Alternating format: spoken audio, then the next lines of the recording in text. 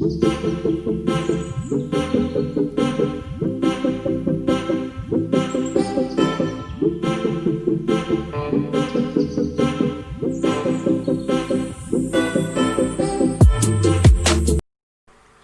Madam Syafiah, nama saya Chongwei. Ini adalah pembentangan yang kedua, iaitu topik 6 yang bertajuk emosi dan pembuat keputusan.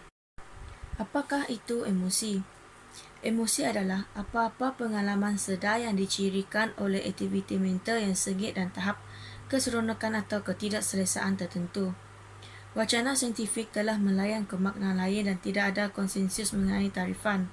Emosi sering dikaitkan dengan perasaan, perangai kepribadian, disposisi dan motivasi.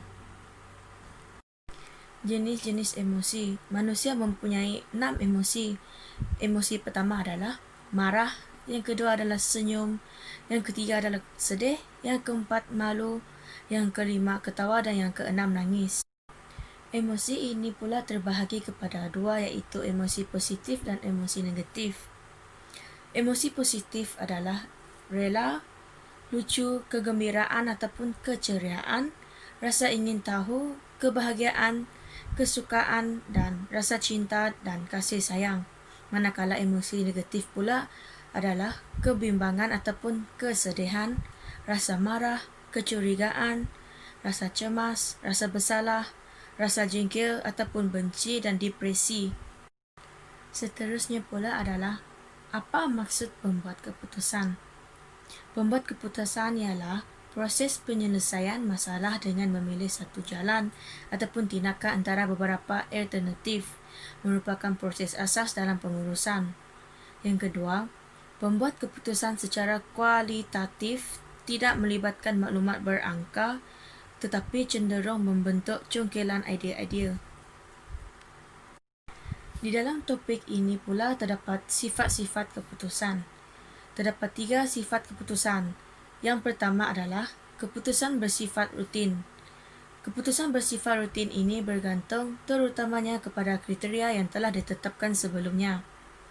Digunakan untuk masalah berstruktur, kebanyakan berlaku di peringkat bawah dan hierarki pengurusan.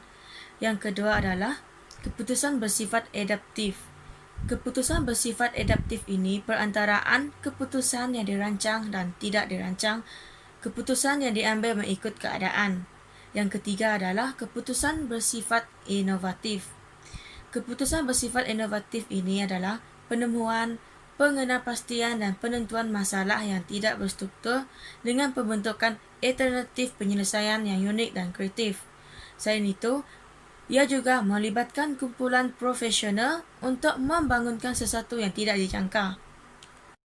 Seterusnya pula adalah langkah-langkah dalam proses pembuatan rasional. Terdapat 6 langkah-langkah dalam proses pembuatan rasional. Yang pertama adalah mengenal pasti masalah. Yang kedua, memilih alternatif terbaik. Yang ketiga, menilai keputusan. Yang keempat, mengutip dan menganalisis data maklumat. Yang kelima, mencari alternatif. Yang keenam, menilai alternatif. Di dalam menilai alternatif ini dibahagikan kepada 3. Yang pertama iaitu kecukupan, yang kedua kesauran dan yang ketiga realistik.